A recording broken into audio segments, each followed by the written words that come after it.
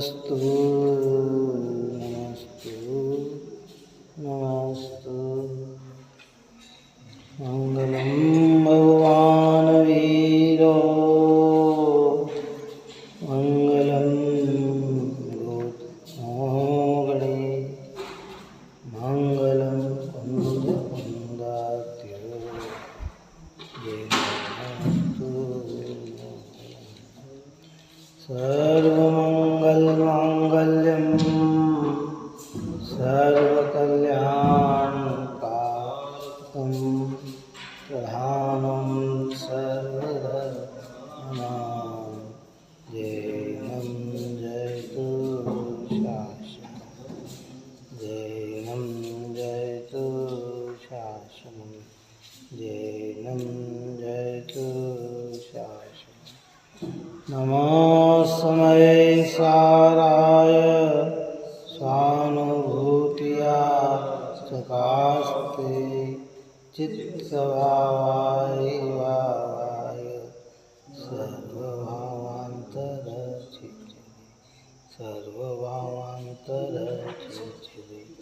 भावान्तरचित्ते।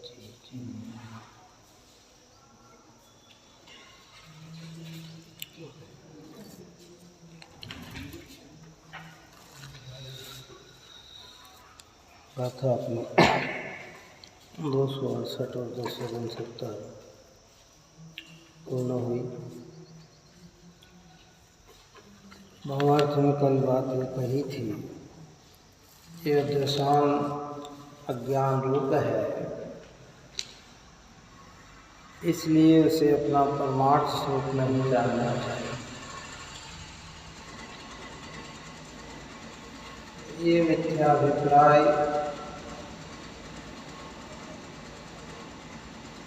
ये शुभाशुभ भाव ये सब भाव अज्ञान रूप है, इसलिए इसे अपना परमार्थ स्वरूप नहीं जानना चाहिए।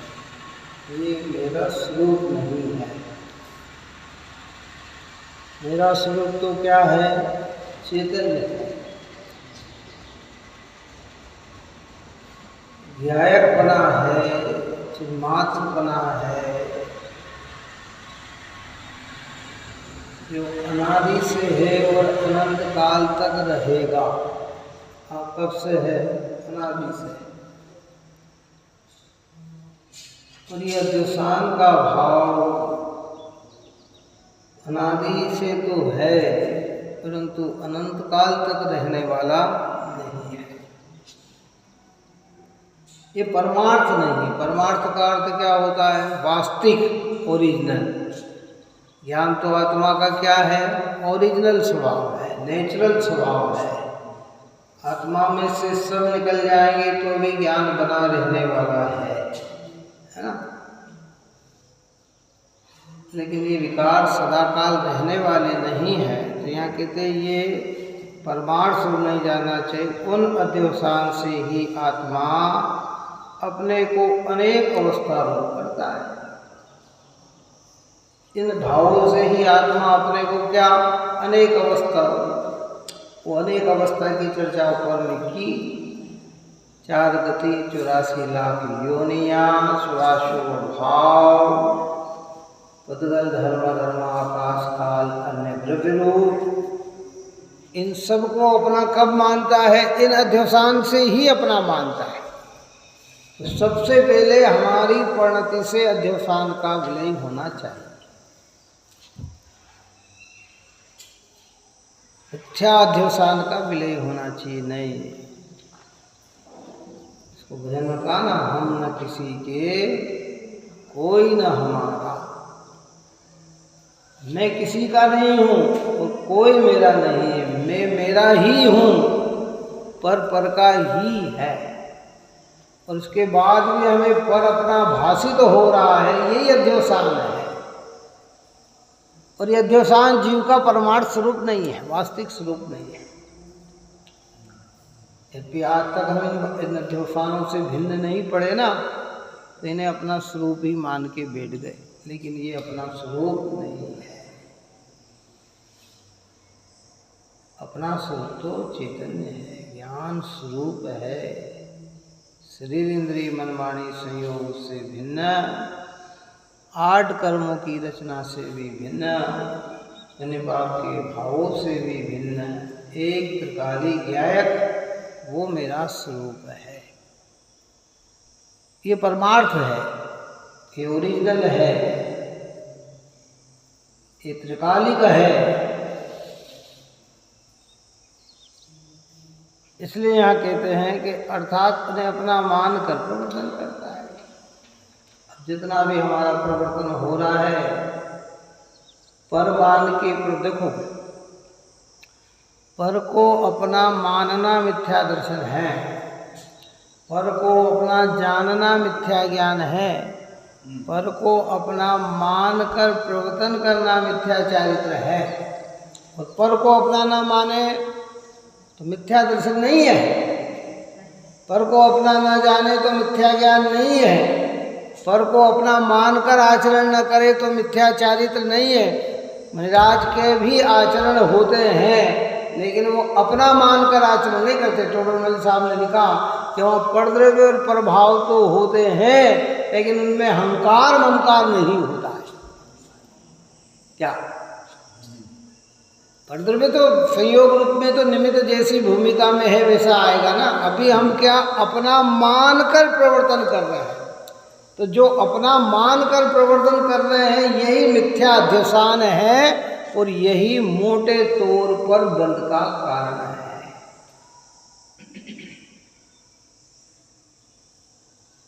आदिवासी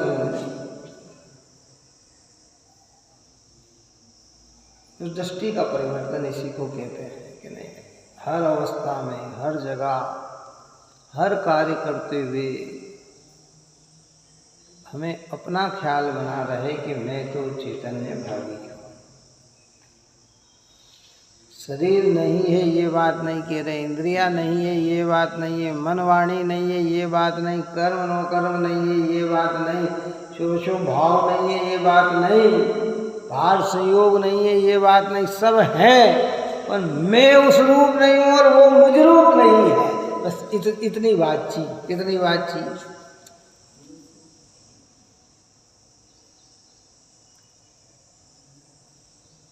तो बस इतनी समझ में आई कि मिथ्या अभिप्राय अध्यवसान निकल गया। 6 खंड में रेकर चक्रवर्ती ये कार्य कर सकते हैं, सोधर में इंद्र स्वर्ग में इतना रहकर ये कार्य कर सकता है, राजा महाराजा बहुत संयोग में रहकर ये कार्य कर सकते हैं, गरीब व्यक्ति संयोग के अभाव में ये कार्य कर सकता है। मैं कृष्टि जी को है ये होना बाधा नहीं, इनमें अपनत्व जोड़ जाना अध्यवसान है। क्या करना, क्या भेद ज्ञान करो, बस सीधी सी बात। भाषा नहीं बदलना, मान्यता बदलना है। भाषा तो उसी प्रकार की कही जाएगी जो जगत में प्रसिद्ध है, प्रचलित है।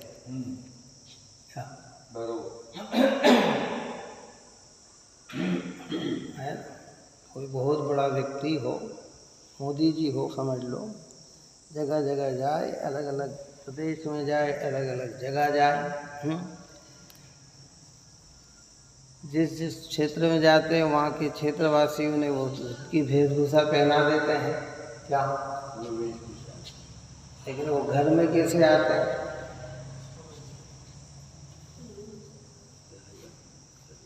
वो वेशभूषा सहित आते हैं कि वेशभूषा त्याग करके आते हैं? वो तो कहते हैं ये मेरा नहीं, ये तो कुछ समय के लिए मिली थी। कौन सी मिली थी?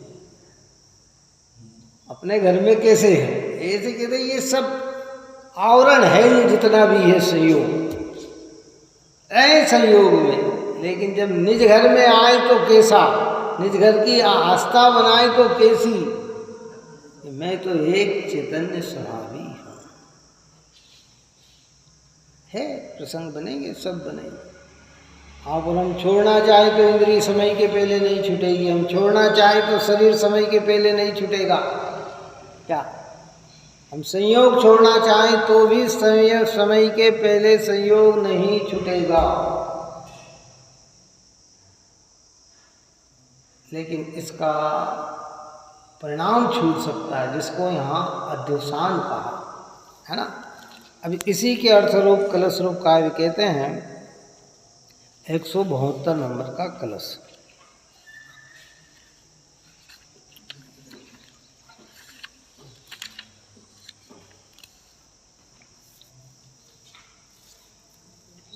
यद्यपि चेतन पूर्ण विश्व से भिन्न सदा है, फिर भी निज को करे विश्वमय जिसके कारण, मोह मूल वह अध्यवसानई जिसके न हो, परम प्रतापी दृष्टिवंत वे ही मुनिवर है।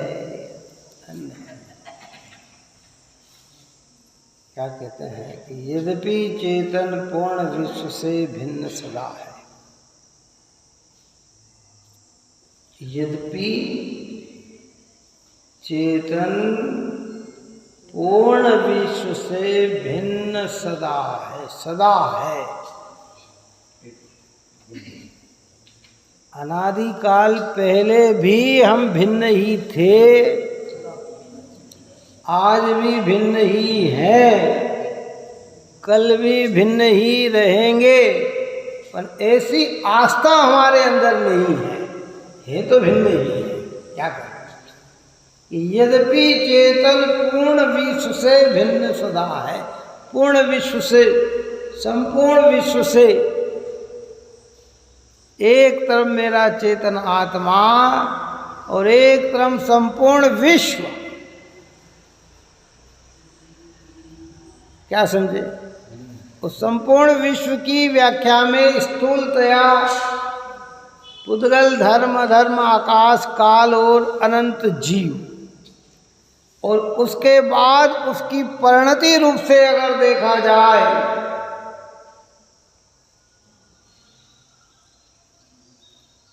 तो शुभाशुभ भाव, विकारी भाव, रागाधिक भाव, ये आत्मा तो इन सबसे भिन्न है, फिर भी निज को करे विश्वमय जिसके कारण कि है तो ऐसा भिन्न, फिर भी ये विश्व को करे यानी माने जिसके कारण, किसके कारण कि मोह मूल व अध्यवसान ही जिसके न हो।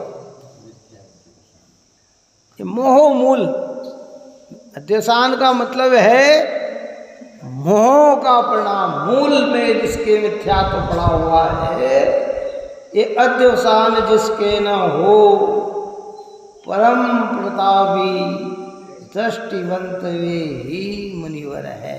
ऐसे दिगंबर संत है, ऐसे दिगंबर मुनिराज हैं कि जिनके भीतर एक चैतन्य के अलावा किसी अन्य में अपना बंध नहीं है।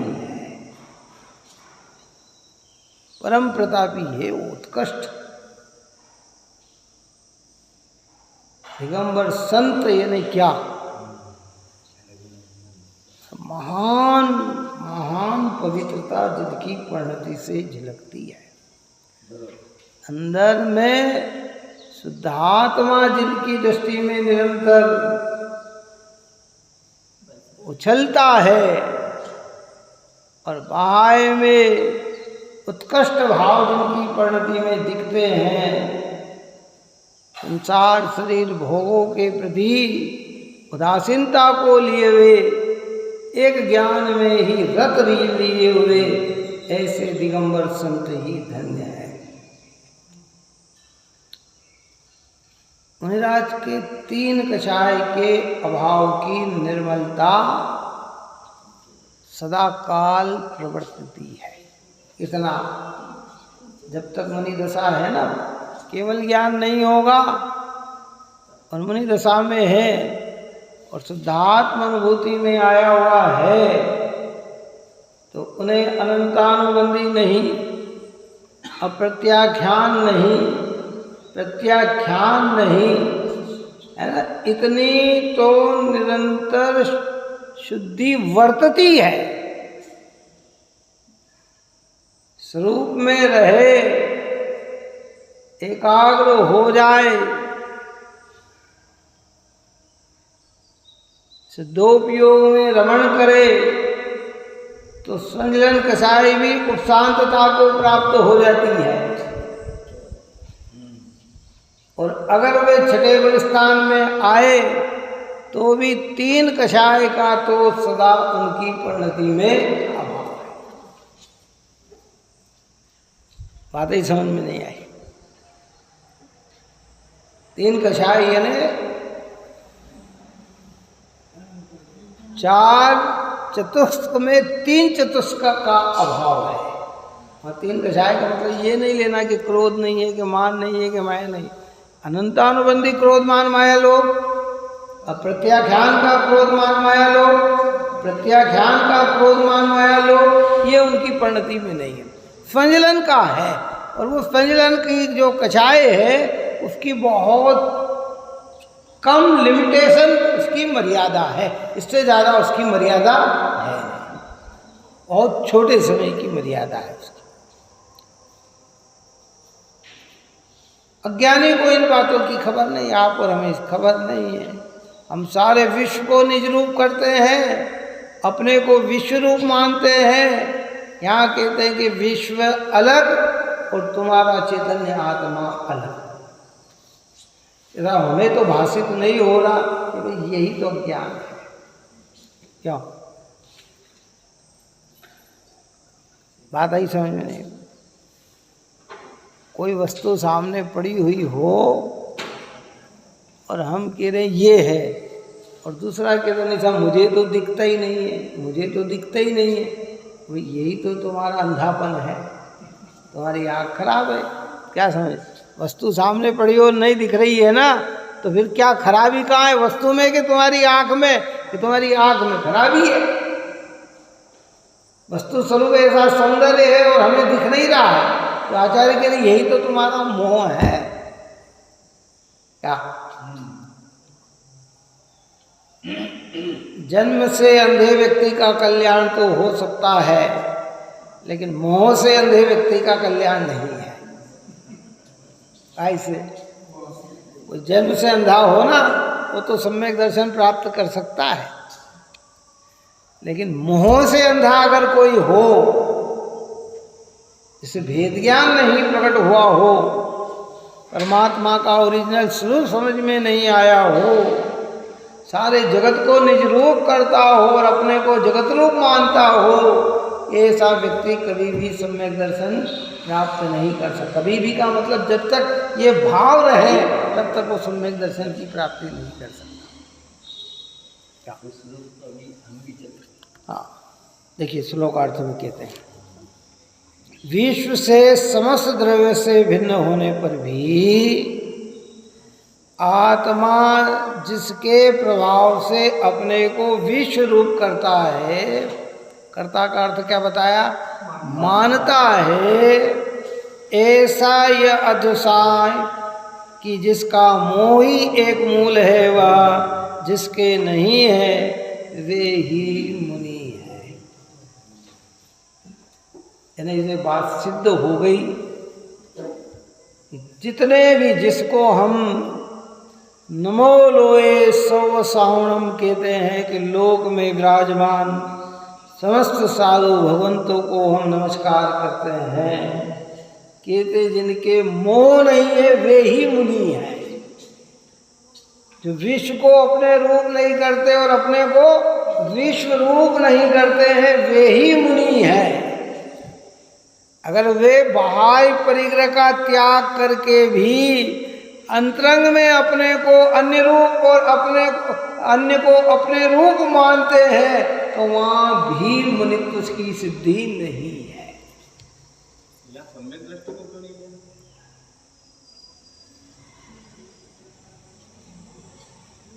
प्रश्न ये है कि यहाँ सम्यक दृष्टि को क्यों नहीं लिया? उत्कृष्टता की अपेक्षा बात है,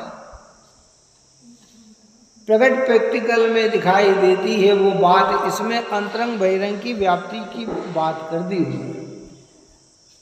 कोई बाहर से सब छोड़ दिया, और भीतर में सबको अपना मानता है। यहाँ तो मानने की बात कह रहे हैं ना, मान रहा है। जैसे कोई मुनि बन गए और सब छोड़ दिया, लेकिन फिर भी आस्था में सबको अपना मान रहे हैं, तो वो क्या कहलाते हैं? वो मुनि नहीं कहलाते, है ना।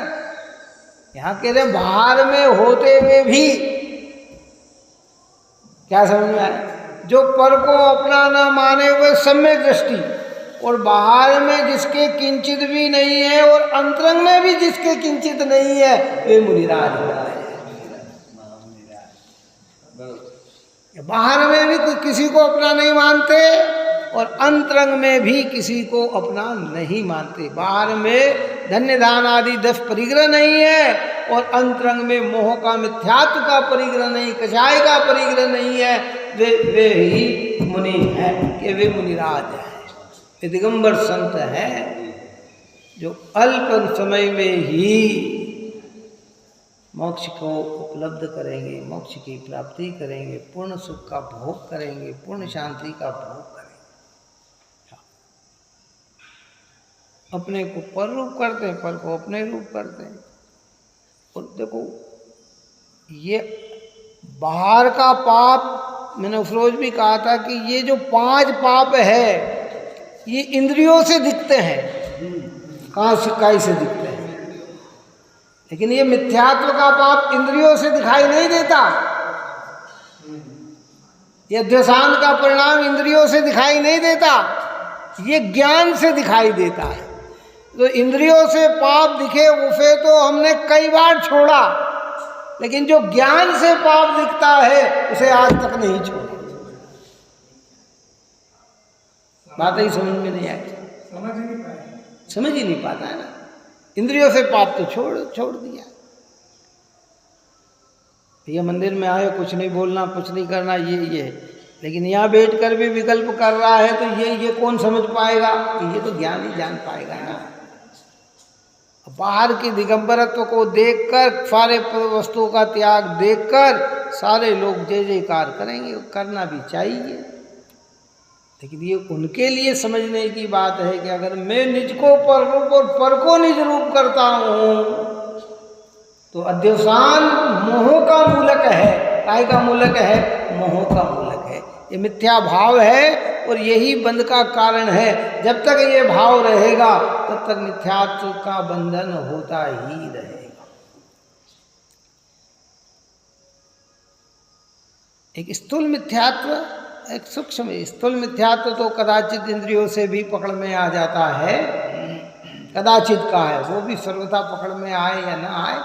लेकिन स्थूल मिथ्यात्व को कोई व्यक्ति देवी देवता के सामने हाथ जोड़कर जय जयकार कर रहा है, उत्साह मना रहा है, तो हम समझ जाएंगे कि ये गृहित मिथ्यात्व है, क्योंकि इसे ओरिजिनल भगवान का, जिन्हें ओरिजिनल भगवान का स्वरूप समझ में आ जाए, उसके मुख से जब जब शब्द निकलेंगे तो अरहंत सिद्ध ही निकलेंगे। कैसे निकलेंगे हैं?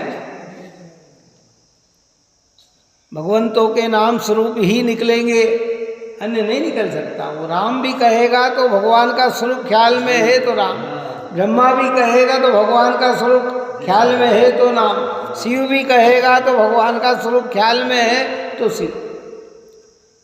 बुद्ध कहो, जिन कहो, हरि कहो, हर कहो, ब्रह्मा कहो, विष्णु कहो, महेश कहो, है सारे नाम समय साल के महान ग्रंथ में 1008 नाम की चर्चा की है भगवंतों की।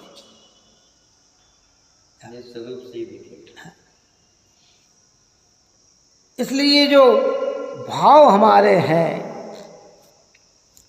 पर को निज रूप करना और निज को पर रूप करना, यद्यपि आत्मा पर से भिन्न ही है।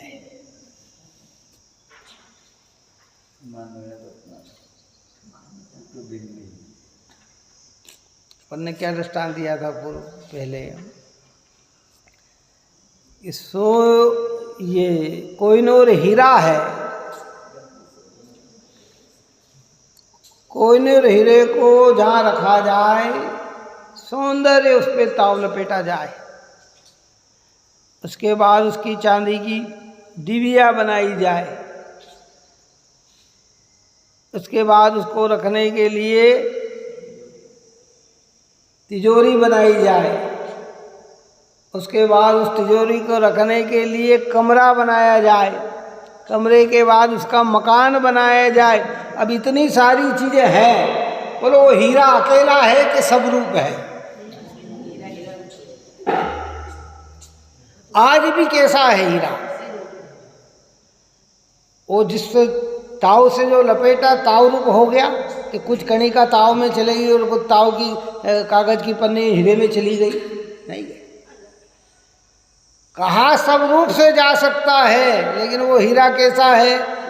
ऐसे कह रहे हैं कि आत्मा यद्यपि परमार्थ से देखा जाए तो सबसे भिन्न ही है। चाहे पुण्य पाप का ताव लगा हुआ हो, अष्टकर्म की हमारी पेटी बनी हुई हो, फिर इंद्रिया है, शरीर है, मन वाणी है, मकान दुकान है, खेत खलियान है, ये सब लपेटे हुए हैं। लेकिन परमार्थ से देखा जाए तो आत्मा कैसा है कि आत्मा तो इस चैतन्य भावी है।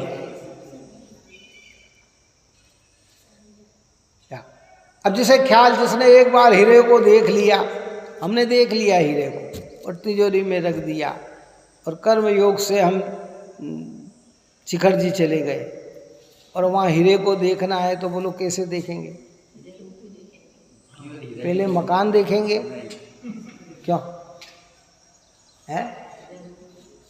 क्यों कि कमरा देखेंगे कि तिजोरी देखेंगे कि डायरेक्ट हीरा देख लेंगे कि डायरेक्ट हीरा देखेंगे? सबको उंझल गई, यद्यपि सब है, वहाँ देखने पर दूसरी चीज कहीं चली गई हो ऐसा नहीं है, लेकिन दृष्टि हमारी इतनी पेनी हो गई कि सबको गौण करके उसको ही मुख्य देख लिया। ऐसे यहाँ कह रहे हैं परमार्थ से तो जीव कैसा है? संपूर्ण विश्व से भिन्न है। गुरुदेव श्री ने अद्भुत मार्ग दिया है भाई, अद्भुत मार्ग दिया। गुरुदेव श्री का मतलब वर्तमान में इसकी अद्भुत प्रकार की प्रजा, क्योंकि मार्ग तो तीर्थंकर परमात्माओं का है, गणधर भगवंतों का है, आचार्य मुनिराज भगवंतों का है, परंपरा से ज्ञानियों का है, लेकिन वर्तमान समय में ऐसी दृष्टि देने के लिए गुरुदेव श्री निमित्त है उसके अंदर। उन्होंने कहा कि उसे देखो, जिनवाणी आचार्य अमृतचंद्र बाकी भगवंत की वाणी, कुंद कुंद की वाणी आज हमारे सामने आई है, तो ये सब उन्हीं का निमित्त है। तो यहाँ कहते हैं कि भाई विश्व के समस्त द्रव्य भिन्न होने, विश्व से समस्त द्रव्यों से भिन्न होने पर भी आत्मा जिसके प्रभाव से अपने को विश्व रूप करता है, ऐसा यह अध्यवसान इसके प्रभाव से, काय से? कहते हमारे छेड़ालाकार ने लिखा ना, मोह महामद पियो अनादि, भूल आपको भरमतवादी। हे भाई, तू व्यर्थ ही संसार में भटक रहा है। क्यों भटक रहा है? कि तूने मोह रूपी महामद नशा अनादि से पिया है। व्यक्ति बहुत सरल होता है, बहुत सीधा होता है, बहुत शांत होता है। कई कहते कि साहब ये घर के अंदर तो इतने सीधे रहते हैं पता ही नहीं, लेकिन जब नशा करके आ जाते हैं तो तूफान मचा देते हैं। क्या कहते? अगर नशा उतर गया तो फिर जो कहोगे तो हाँ में हाँ करेंगे, क्या करेंगे, गलती मानेंगे, कान पकड़ेंगे, ये करेंगे। लेकिन जब नशा कर लेते हैं तो फिर किसी की सुनते नहीं हैं। ऐसे स्वभाव तो हमारा नेचुरल बहुत सीधा सरल है, लेकिन ये अध्यवसान मोह का ऐसा नशा कर लिया कि अब हम आचार्यों की भी नहीं सुनते हैं, हम किसी की नहीं सुनते हैं। सबको अपना मानते हुए कहते तुम्हारा कुछ नहीं है, तुम्हारे नहीं साहब सभी तो मेरा है। इस भाषा मेरी, इंद्री मेरी, मन मेरी, वाणी मेरी, कर्म नौकर मेरे, पुण्य पाप के भाव मेरे। आप कैसे कह रहे हो ये मेरे नहीं? ये तो मेरे ही है, मेरे ही है, मेरे ही है।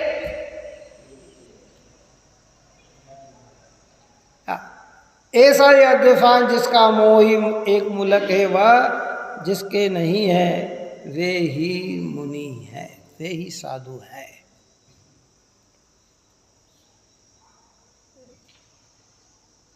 सुजानमल जी मोदी साहब जब आए थे वड़नगर, कई बार आते थे, बहुत ही उत्कृष्ट पुरुष थे, गुरुदेव के अनुयायी थे, अच्छे विद्वान थे। सुजानमल जी मोदी जी कहते थे हमने, हाँ, पहले उनके विषय में बात चर्चा की थी अपन ने। श्वेतांबर मत में थे और गुरुदेव श्री का विरोध करने के लिए गए थे। कहाँ? सोनगढ़।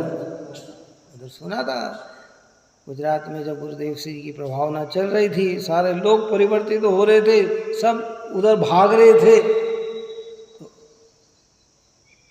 तो उनको उनके ज्ञान में ये था कि ये साधु गुरुदेव श्री जो है श्वेतांबर साधु थे और इसने दिगंबर अपना लिया, अपने अपने धर्म का इसने तो विरोध करने के लिए पहुंचे। लेकिन जब प्रवचन सुने तो शांत हो गए। किस चीज का विरोध? ये तो वही बात कह रहे हैं जो सत्य है। कहाँ? तो वहीं उनके अब वहीं रुक गए कि अब तो मुझे। और उस समय उनकी उम्र 60 वर्ष की थी इतने, और वड़नगर में जब वो आए तब 84 वर्ष की थी, 24 साल बाद। हाँ, उसके बाद तो कई बार आए। 84? हाँ। तो उनसे पूछते थे कि आपकी उम्र कितनी है, तो कहते 24 साल। इतनी कि मेरा तो जन्म परिवर्तन हुआ तब से मेरा जीवन, बाकी तो सब बेकार में चले। वे सुजानमल जी मोदी जब आए थे वड़नगर में तो किस विषय की चर्चा चल रही थी? तो ये उसके पूर्व भी वो अपने आप को विद्वान मतलब कार्य इसी में संलग्न थे। हाँ, मतलब इसके पूर्व भी 60 वर्ष भी नहीं, वो तो थे, जैनत्व के संस्कार तो थे उनमें, लेकिन तत्व के संस्कार नहीं थे। तत्व में थोड़ी सी और तत्व समझ में आया तो सारी भ्रांतियाँ मिट गई, गुरुदेव के अनुयायी हो गए, वड़नगर में आए और अच्छी धर्म प्रभावना की। उस समय वो 15-15 दिन रुकते थे, 20-20 दिन रुकते थे वड़नगर में। हाँ, और सुबह 4 बजे से उनकी साधना चालू हो जाती थी। शरीर से बहुत छोटे थे, हाँ, और बोलने में इतने वो थे, आलिंगन जैसे बहुत ही अद्भुत बोल उन्होंने अपनी किताब में लिखे और बहुत अच्छी व्यवस्था की। तो दृष्टि में जब आत्मा आया तो सब क्या हो गए? सारे पराये हो गए। और जब तक वो चीज समझ में ना आए सभी क्या लगते हैं।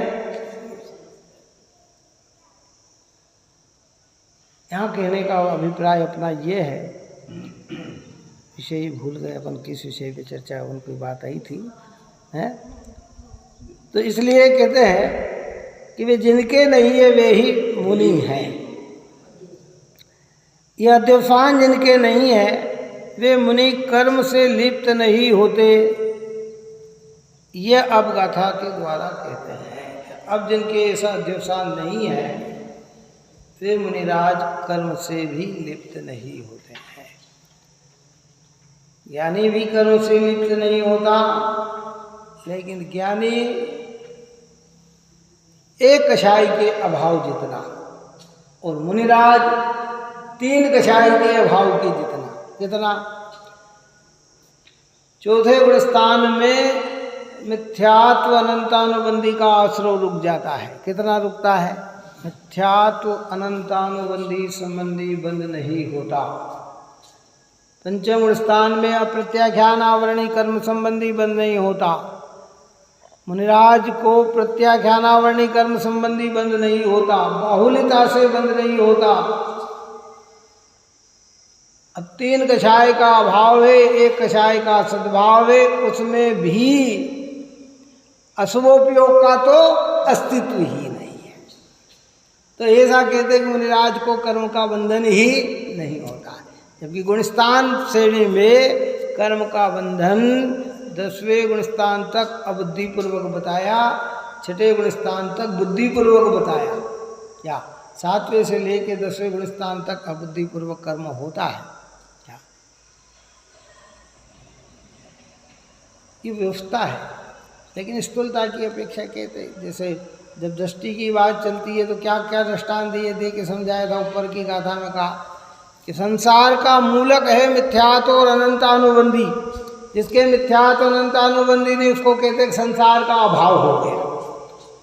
दृष्टांत दे के समझाया था कि जिसके सिर पे कर्जा बहुत हो है और उसने बहुलता से कर्जा दे दिया हो, जिसको हमने संख्या में लाया तो कह के 9,99,999 का कर्जा हो और 1 9 दे दिया जाए तो कहने वाला भी कहता है कर्जा आगे आ गया सब, यद्यपि कर्जा है पर जिसने इतना दे दिया उसके लिए इतना कर्जा भी महत्वपूर्ण नहीं है। लेकिन अब यहाँ मुनि जीवन में तो और उससे ज़्यादा हो गया। अब 1 9 नहीं, 2 9 नहीं, 3 9 दे दिए उन्होंने। कितने 9 दे दिए? तो अब बचा कितना? 999 का ही तो कर्जा बचा है। कितना बचा है? अब लोन 2,99,999 में 3 9 दे दिए तो अब बचा कितना? 999 तो बचा है। तो कहते ऐसे मुनिराज को कर्म बंध नहीं होता। बंधन तो है लेकिन वो निर्बंध के समान ही है। कितने किसके समान है? निर्बंध के समान है क्या। इसलिए ये मूलक जो हमारा मोह है, मिथ्यात्व का भाव जो है, अध्यसान का भाव जो है, ये भाव ही हमें बंद कराता है। तो हमें इन भावों को चेंज करना चाहिए। किसको चेंज करना चाहिए? और ये भाव कैसे चेंज होंगे?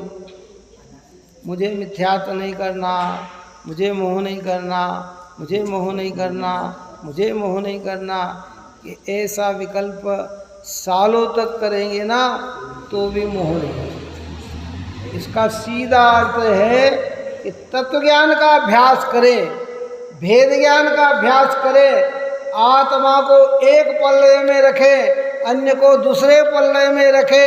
मेरा मुझ में ही है, पर में मेरा कुछ नहीं है, ऐसी आस्था जब पक्की बन जाती है तो इस मोह का नाश होता है।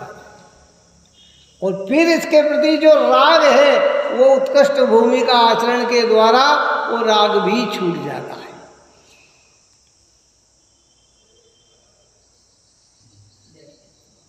मुनि के मिथ्यात्व होता नहीं। हाँ, जो बात कहना चाह रहा था वो अब ख्याल में आ गई, विस्मरण हो जाता। वो मुने उनकी चर्चा जो सुजानमल जी मोदी जी की जो चर्चा कर रहे थे तो उन्होंने मुनिराज का, मुनि संज्ञा, मुनि शब्द का अर्थ समझाया था। क्या समझाया था? कि मुनि किसे कहते हैं। हमारे यहाँ साधु कहते हैं, त्यागी कहते हैं, यति कहते हैं, बहुत सारे नाम मुनिराज के आते हैं। पर पहला सामान्य शब्द आता है मुनि। तो उन्होंने कहा मोनी, इसके शाब्दिक मुंह और नी, इसको पलटा। निश्चय सहित जिसके मूल गुण हो वो मुनि। नी यानी निश्चय, मुंह यानी मूल गुण, निश्चय यानी रत्नत्रय, सम्यक दर्शन ज्ञान चारित। इसके सम्यक दर्शन ज्ञान चारित सहित 28 मूल गुणों का पालन हो, उसका नाम है मुनि।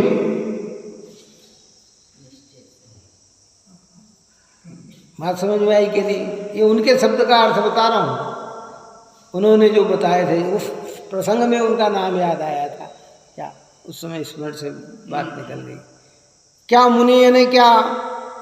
जैसे साधु, साधना को आराधे सो साधु, साधना में रत रहे सो साधु है। क्या कहते? मुनि। मुंह यानी मूल गुण, नी यानी निश्चय। निश्चय का अर्थ होता है परमार्थ, वास्तविक, ओरिजिनल, जो आत्मा में ही आत्मापन मानकर 28 मूल गुणों को साधन करते हैं वे ही मुनि होते हैं। बात ही समझ में नहीं आई। अकेले मूल गुण होने पर भी अगर आत्मा निश्चय अंदर में प्रकट नहीं हुआ तो अध्यवसान तो बना का बना हुआ ही है। और नहीं तो फिर बिना आत्म की अनुभूति के, बिना आत्म के श्रद्धान के भी मोक्ष होता है, ये मानना पड़ सकता है।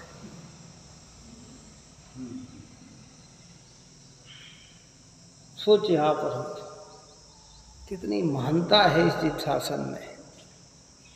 व्यवहार पूरा निभाते हुए भी परमार्थ की साधना न हो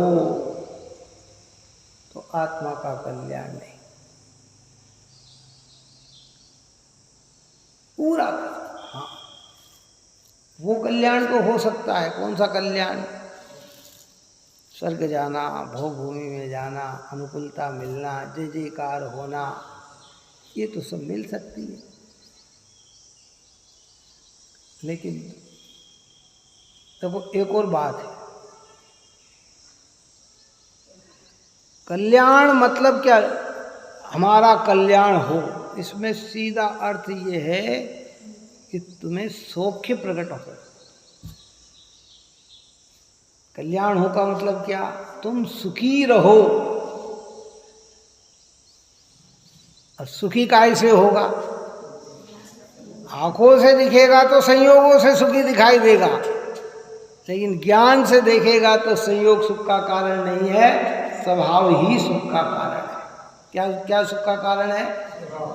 तो तेरी दृष्टि काय की होना चाहिए कि स्वभाव की होना चाहिए। संयोग मिलने पर भी दुखी हो सकता है और संयोग के अभाव में भी सुखी हो सकता है। ऐसे जिनागम में हजारों दृष्टांत पड़े हुए हैं। इसलिए वे मुनि निश्चय के साथ व्यवहार की साधना, अपन कह रहे ना, ये जिन प्रतिमा भगवान है ये व्यवहार है,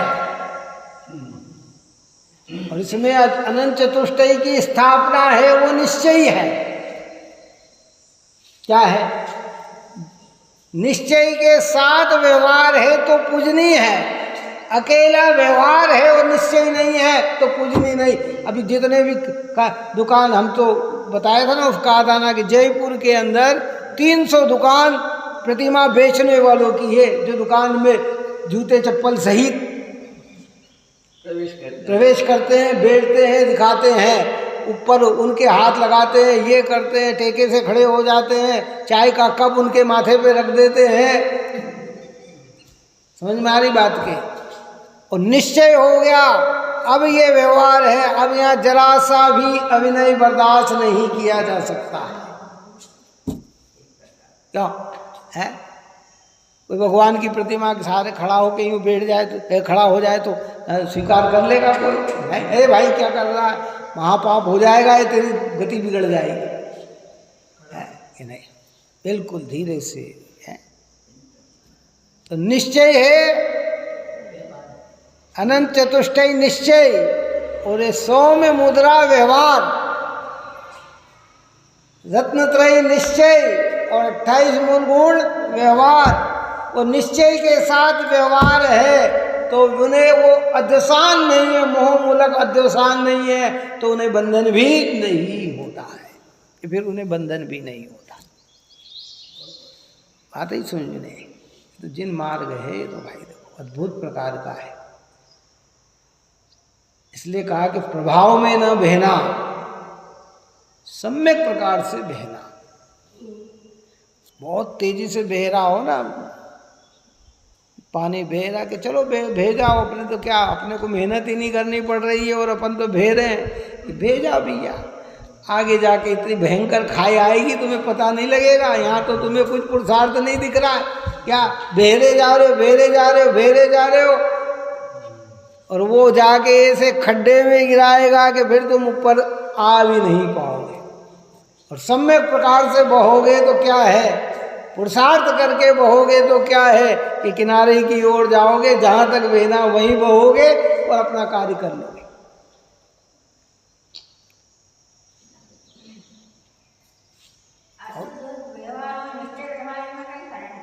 है? हाँ, असद्बुद्ध व्यवहार का मतलब होता है असद, यानी जो सच्चा नहीं है फिर भी व्यवहार है। क्या असद लगाए ना, उसके आगे असद्भूत, एक सद्भूत। सद्भुत उसी में होता है जो वस्तु है, असद्भुत होता है बाहर जो वस्तु में नहीं है। क्या है? उस व्यवहार कहते हैं कि जितनी मेरा मकान, मेरा दुकान, मेरी परिवार, मेरा ये सब असद्भुत है। आत्मा के गुणों का भेद करना ये सद्भुत है, क्योंकि आत्मा के ज्ञान, दर्शन, सुखवीर आदि से बताए जाते हैं, ये सद्भुत व्यवहार है। अब इसमें तो बहुत सारे पॉइंट आते हैं। निश्चय व्यवहार में दो प्रक्रिया,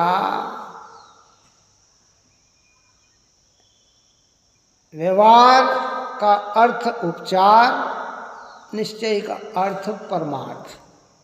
स्वाश्रितो निश्चय, पराश्रितो व्यवहार, ये वस्तु की व्यवस्था है। अब उस निश्चय के 4 पॉइंट, व्यवहार के 4 पॉइंट, और फिर भेद करो तो जितने शब्द हैं उतने नहीं बन जाते हैं। इस समय सार ग्रंथ के परिशिष्ट में 47 शक्तियों का वर्णन किया गया। प्रवचन सार के अंत में 47 नयों का वर्णन किया गया। एक एक नई, कितने नए बन जाते हैं, जितना कहो, जिसमें आपको, हमें ख्याल में ही नहीं आते। प्रयोग सबका करते हैं लेकिन ख्याल में कुछ नहीं आते। और कहाँ सद्भूत, कहाँ उपचरित सद्भूत, कहाँ अनुपचरित सद्भूत, कहाँ उपचरित असद्भूत, कहाँ अनुपचरित असद्भूत है। संग्रह नई, निगम नई, रिजु नई है, संभिड़ु नई, ये सारे नयों की चर्चा तत्वार सूत्र में और की गई है। नई चक्र भारेल जी ने लिखा, उसके अंदर और बहुत सारी नयों की चर्चा की गई। लेकिन पारमार्थिक कल्याण करने के लिए कोई है तो निश्चय नहीं है ना। निश्चय नहीं का मतलब है मूलभूत वस्तु का स्वरूप। अब कल्पना करो, भगवान के अंदर गर्भम चतुष्टय प्राण प्रतिष्ठा न हो, सूर्य मंत्र न दिया जाए, तो फिर हमारे लिए भगवान कितने हैं। अभी हम यहाँ ये कहते हैं, क्यों साहब आप जयपुर से गए थे ना, ये प्रतिमा जी आपने वहाँ कितने की ये प्रतिमा है। अब हम बोले, ये बोले भगवान कितने के, बोल सकते हैं कि ये भगवान कितने के। क्या पूरे विश्व की संपत्ति एक तरफ और भगवान एक तरफ, क्या है। लेकिन खरीदेंगे तब मोल भाव भी करेंगे। क्या करेंगे? खरीदेंगे। जब प्रतिमा लेने जाते हैं ना पाषाण की, तब वो कहेगा 10-11 लाख। अरे नहीं साहब, 11 लाख तो बहुत ज़्यादा होते हैं। तो उस दुकान पे तो 9 लाख में ही मिल रही है, 8 लाख में ही मिल रही है। ऐसे भाव भी करेंगे। लेकिन अब भगवान के सामने क्या भाव मोल बोल। अब त्रिलोकीनाथ के सामने क्या भाव मोल, कुछ नहीं। अब तो इसमें परमात्मा विराजमान हो गए। ऐसे निश्चय के साथ व्यवहार सौंदर्य मार्ग है। हमारे यहाँ कहते हैं कि रथ के 2 पहिए होते हैं, कितना है ना, गाड़ी के 2 पहिए होते हैं और दोनों सही सलामत चलते रहे तो गाड़ी गंतव्य पे को पहुँच जाती है। तो निश्चय और व्यवहार नहीं, ये 2 पहिए हैं, पर निश्चय के साथ व्यवहार है। किसके साथ? अकेला व्यवहार है तो नहीं। और जहाँ निश्चय होता है वहाँ व्यवहार नीचे की भूमिका में, मध्यम भूमिका में होता ही होता है। आखिरी ओरिजिनल दशा में तो फिर इसलिए कह दिया कि सिद्ध भगवान तो नयातीत हो गए, अब वहाँ कोई भाषा की जरूरत नहीं है। अब वहाँ तो हो गए, परिपूर्ण हो गए। अशुद्ध निश्चय नहीं में। अब निश्चय के भेद किए, एक निश्चय नहीं, एक अशुद्ध निश्चय नहीं। अशुद्ध निश्चय नहीं का अर्थ है कि जीव की परिणति में जो विकार होता है उस विकार को बताने वाला होता है अशुद्ध निश्चय नहीं। जैसे जीव रागी है, जीव देशी है, जीव कषाई है, जीव पापी है, जीव पुण्यात्मा है, जीव मिथ्या दृष्टि है, जीव, ये जितना भी विकार को लक्ष्य में लेकर कहा जाता है ये सब अशुद्ध निश्चय नहीं का विषय है। काहे का? अशुद्ध निश्चय। निश्चय है तो आत्मा, और आत्मा की परिणति में अशुद्धता है। क्या है? इसलिए वो अशुद्ध निश्चय नहीं। फिर एक देश निश्चय नहीं भी होता है। अब एक देश निश्चय नहीं में क्या कहा कि आत्मा है तो त्रिकाल ज्ञान स्वरूप, लेकिन ये सम्यक दृष्टि है, ये एक देश है। कितना है? ये सर्वदेश नहीं है। और फिर एक सर्वदेश कहा जाता है। आत्मा केवल ज्ञानी है, आत्मा नवलब्धियों से युक्त है, ये सर्वदेश है। कितना है? ये है। और एक परम शुद्ध निश्चय नहीं होता है जिसमें न अशुद्ध नहीं, न एक देश निश्चय नहीं, न सर्वदेश निश्चय नहीं, न शुद्ध निश्चय नहीं। वहाँ तो परम पारिणामिक भाव, अनादि निधन वस्तु जो है सो है,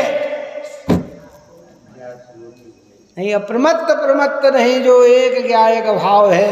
इस रीति शुद्ध कहा है जो ज्ञात वो तो वो ही है कि जो 14 गुण स्थान भी जिसके अंदर नहीं समाते हैं, परम परिणामिक भाव अनादि, और वही अवलंबन सम्यक दर्शन में हेतु बनता है।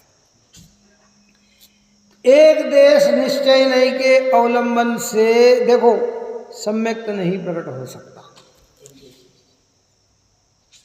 एक देश निश्चय नहीं वाले को सम्यक प्रकट हुआ, पर एक देश की अवलंबनता से सम्यक प्रकट नहीं होता।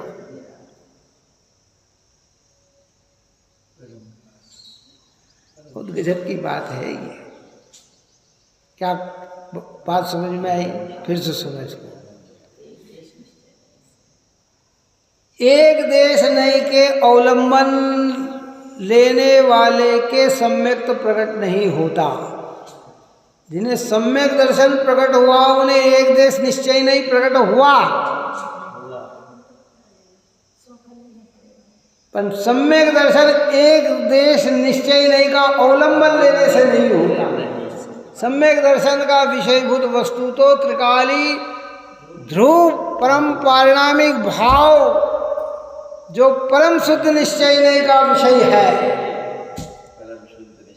एक देश निश्चय नहीं का अवलंबन लेने से शुभ भाव उत्पन्न हो सकते हैं, सर्वदेश निश्चय नहीं का अवलंबन लेने से शुद्ध भाव शुभ भाव उत्पन्न हो सकते हैं, लेकिन निर्मलता तो परम शुद्ध निश्चय नहीं के अवलंबन से ही प्रकट होती है।